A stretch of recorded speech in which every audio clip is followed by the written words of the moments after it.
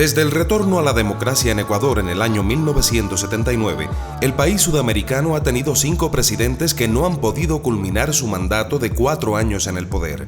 Uno de ellos es el actual presidente Guillermo Lasso Mendoza. Desde 1979, 15 personas han ocupado la silla presidencial en Carondelet. Varios de ellos llegaron al poder luego de que el presidente electo haya dejado su mandato por algún motivo.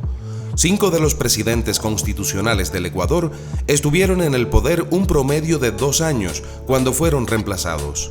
Tras 16 años, la historia se repite.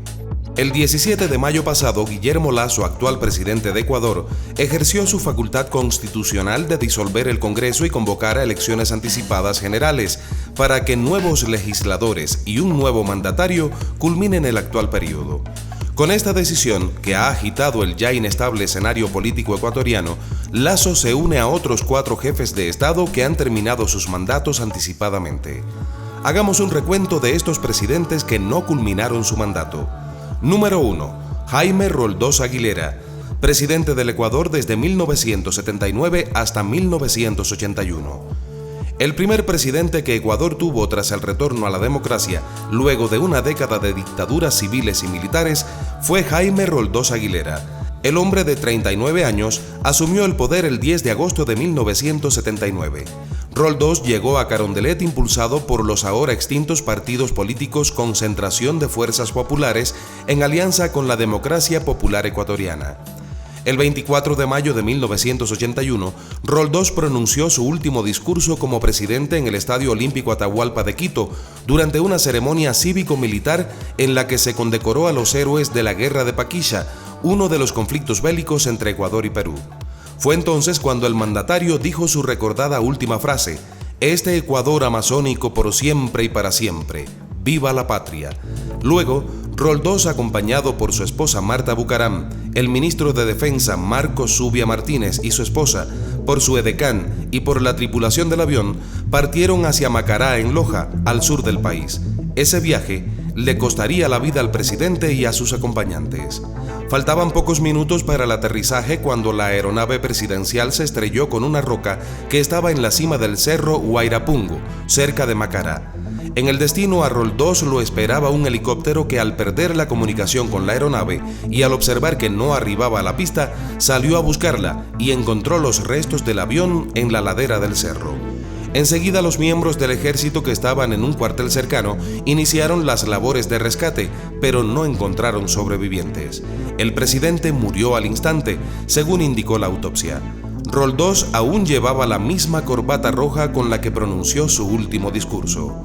Con la muerte de Roldós, su vicepresidente, Osvaldo Hurtado, asumió la presidencia hasta 1984, completando el resto de periodo que quedaba. Número 2. Abdalá Bucaram Ortiz, presidente del Ecuador desde 1996 hasta 1997. El 10 de agosto de 1996, Abdalá Bucaram Ortiz asumió la presidencia de Ecuador. Bucaram ha sido calificado como un fenómeno político por su extravagancia, carisma e ingenio que lograron conquistar a las clases populares e intelectuales. Su candidatura fue impulsada por el Partido Roldosista Ecuatoriano, creado por Bucaram después de la muerte de su cuñado Jaime Roldós Aguilera. Los partidos de izquierda del país apoyaron a Bucaram en el balotaje. Apenas pasaron 6 meses desde su posesión cuando las calles convulsionaron en contra del gobierno de Bucaram, que tenía varias denuncias por corrupción y mala administración. Mientras los manifestantes mostraban su descontento, en el Congreso se preparaba una resolución para destituirlo. El 6 de febrero de 1997, el legislador del Partido Social Cristiano, Franklin Verduga, presentó una moción en el Parlamento para declarar a Bucaram con incapacidad mental. La propuesta fue aprobada por 44 de 82 diputados, la mayoría del partido de Verduga y de la Democracia Popular. En ese momento le correspondía asumir a Rosalía Arteaga, vicepresidenta de Bucaram, pero ella solo estuvo unos días en el poder porque el Congreso no reconoció la sucesión constitucional y declaró a Fabián Alarcón, que era presidente del Legislativo, como jefe de Estado. A este momento en la historia política del Ecuador se le conoce como la Noche de los 3 presidentes. Ya derrocado, Bucaram se refugió en Panamá, donde permaneció hasta abril de 2017, cuando la Corte Nacional de Justicia declaró la prescripción de los 2 juicios de peculado que afrontaba el expresidente. Número 3. Yamil Mahuad, presidente del Ecuador desde 1998 hasta el año 2000. El siguiente presidente constitucional de Ecuador, es decir, elegido en elecciones generales, fue Yamil Mahuad. El político se había desempeñado como diputado y como alcalde de Quito. La democracia popular apoyó su candidatura y Mahuad asumió el poder el 10 de agosto de 1998. El 26 de octubre de 1998, con apenas 2 meses en el poder, Mahuad firmó el Acuerdo de Paz con Perú junto a su homólogo Alberto Fujimori. Este instrumento finalizó el conflicto bélico entre ambas naciones. Mahuad asumió personalmente la negociación y logró la suscripción del acuerdo, que tuvo como testigos a los mandatarios de Argentina, Brasil, Chile, Bolivia y Colombia, a representantes del gobierno de los Estados Unidos, a los reyes de España y a un representante del Papa Juan Pablo II, que se reunieron en Brasilia. A Mahuad se le recuerda por algunos momentos críticos de la historia ecuatoriana, como la crisis económica de 1998 y 1999, que resultó en el feriado bancario cuando el presidente decretó el congelamiento del dinero de los clientes y socios del sistema financiero por 24 horas. La decisión de Mahuad buscaba generar algún tipo de valor en el dinero que estaba en las entidades bancarias y cooperativas para evitar el retiro masivo del capital. Sin embargo, la medida desembocó en un pánico financiero, pues los ahorristas retiraron en masa su dinero y varios bancos no pudieron cumplir con la demanda de sus clientes y quebraron. Con la crisis económica, financiera y fiscal de 1999, Mahuad tomó la decisión de dolarizar a Ecuador.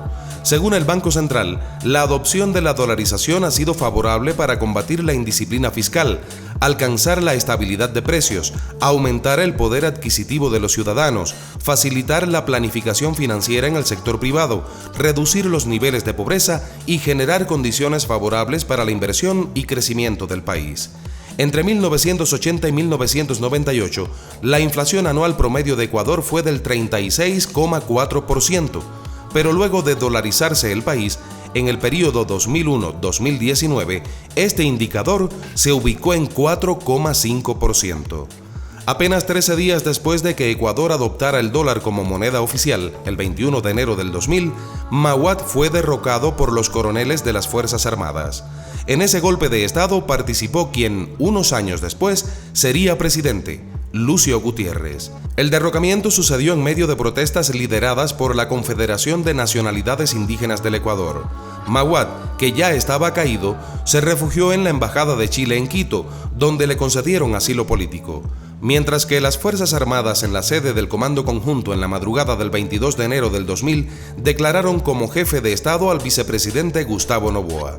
Un día después, el Congreso oficializó la posición aduciendo que Mahuad había abandonado el poder. Con ayuda de la Policía Nacional, Mahuad logró salir del Ecuador en un vuelo que tuvo por destino Chile. Número 4. Lucio Gutiérrez, presidente del Ecuador desde 2003 hasta 2005.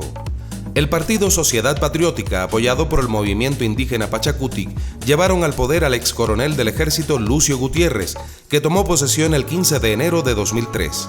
Gutiérrez ganó relevancia cuando lideró el derrocamiento de Yamil Mahuad y luego de la baja de las Fuerzas Armadas incursionó libremente en la política. Aunque los partidos de izquierda respaldaron a Gutiérrez en su candidatura cuando éste llegó al poder, se lo acusó de girar hacia el neoliberalismo. Además, su gobierno fue señalado por escándalos de corrupción que incluían nepotismo, pues los familiares del entonces presidente formaban parte de la administración pública. Uno de los escándalos que enfrentó Gutiérrez fue el descubrimiento de que buena parte del armamento de las Fuerzas Armadas había desaparecido de los cuarteles y se creyó que esas armas habían sido entregadas a las Fuerzas Armadas Revolucionarias de Colombia. También Gutiérrez, a través de su mayoría oficialista en el Congreso, logró la destitución de los magistrados de la Corte Suprema de Ecuador y los reemplazó por otros nombrados por sus legisladores. El presidente de la nueva Corte Suprema, Guillermo Castro Dajer, anuló los juicios en contra del expresidente Abdalá Bucaram. Esa corte nombrada por el oficialismo se conoció como la Pichicorte, en referencia al apodo de Castro Dajer. Aunque Gutiérrez siempre lo negó, se ha sostenido que el entonces presidente pactó con Bucaram para permitirle retornar a Ecuador y así obtener el apoyo del Partido Roldosista Ecuatoriano. Los escándalos de corrupción y el posible retorno de Abdalá Bucaram ocasionaron que los ciudadanos quiteños protagonizaran una serie de protestas autoconvocadas. Gutiérrez denominó a los manifestantes como forajidos. Frente a la convulsión en las calles, Gutiérrez declaró el estado de emergencia el 15 de abril de 2005. Además, cesó a los miembros de la Pichicorte y anuló sus decisiones. También suspendió varios derechos civiles. 5 días después de esa decisión, el 20 de abril, con el incremento de las protestas ciudadanas, el entonces alcalde de Quito, Paco Moncayo, cerró las vías de acceso a la ciudad e impidió que arribaran buses que movilizaban a simpatizantes de Gutiérrez. Los manifestantes incendiaron el edificio del Ministerio de Bienestar Social y las protestas se tornaron violentas. Gutiérrez, que estaba cercado, salió del Palacio de Carondelet en un helicóptero que tomó desde el techo del edificio. Antes había ordenado la custodia del Congreso por parte de la fuerza pública. A pesar de no poderse reunir en la sede del Legislativo, los diputados instalaron una sesión en el Centro Internacional de Estudios Superiores de Comunicación para América Latina, CIESPAL. En esa reunión resolvieron la destitución de Gutiérrez bajo la causal de abandono del cargo. En ese mismo edificio académico, Cynthia Viteri, diputada del Partido Social Cristiano y entonces vicepresidenta del Congreso, posesionó al vicepresidente de Gutiérrez, Alfredo Palacio, como presidente. Número 5. Guillermo Lasso Mendoza, presidente del Ecuador desde 2021 hasta el 2023. El empresario y político Guillermo Lasso asumió la presidencia de Ecuador el 24 de mayo de 2021, luego de su tercer intento por llegar al poder de la mano de su movimiento Creo. Lasso, que se posicionaba como el retorno de la derecha ecuatoriana a Carondelet, llegó luego de que Rafael Correa gobernara por una década y después de que Lenín Moreno culminara su mandato. Aunque en los primeros meses de gestión, Lasso alcanzó un nivel de popularidad superior al 70% por la exitosa campaña de vacunación anti-COVID que su gobierno emprendió, pronto esa aceptación disminuyó. Lasso, que apenas obtuvo que 12 de sus candidatos fueran elegidos como legisladores, también enfrentó en menos de 2 años varios intentos de destitución y derrocamiento. Uno de ellos sucedió en junio de 2022, cuando la Confederación de Nacionalidades Indígenas, CONAIE, liderara una serie de protestas que paralizaron al Ecuador por 18 días. En ese momento, la oposición en la Asamblea Nacional invocó el recurso constitucional de la disolución anticipada de los poderes representativos, que buscaba destituir al presidente y convocar a nuevas elecciones, pero no obtuvieron los votos. Lasso logró terminar con las protestas luego de firmar un acuerdo con la Confederación. A pesar de instalarse mesas de diálogos para resolver los requerimientos de la CONAIE, las organizaciones indígenas confederadas en más de una ocasión pidieron a Lasso que renunciara al poder. El más reciente intento por que Lasso abandonara su cargo sucedió nuevamente en la Asamblea Nacional, donde la oposición impulsó un juicio político en contra del mandatario por su responsabilidad política en un caso de malversación de fondos. Los proponentes acusaron a Lasso de mal uso de los recursos públicos por no impedir la renovación automática de un contrato entre la flota petrolera ecuatoriana y Amazonas Tanker Pool. La Corte Constitucional admitió el enjuiciamiento político y este se tramitó en el Congreso. Lasso se defendió ante los legisladores el 16 de mayo de 2023, pero la mañana siguiente anunció que había decretado la disolución del Congreso y dispuso que se convoque a nuevas elecciones. Esta facultad se recoge desde el 2008 en el artículo 148 de la Constitución ecuatoriana y se puede ejecutar cuando existe grave crisis política y conmoción interna. Los comicios extraordinarios en Ecuador se realizarán en agosto y se elegirá a un nuevo presidente de la República y a 137 legisladores que deberán completar el actual período que culmina en el 2025. Lasso anunció que no participará en las elecciones, por lo que dejará el poder antes de que finalice este año. Si te ha gustado el video, suscríbete a nuestro canal y activa la campanita de notificaciones para que recibas avisos cada vez que subamos contenido nuevo. Regálanos un like, comparte en tus redes sociales y comenta en la caja de comentarios sobre estos 5 presidentes ecuatorianos que no concluyeron sus mandatos. Pronto, volvemos con más en 1000 historias.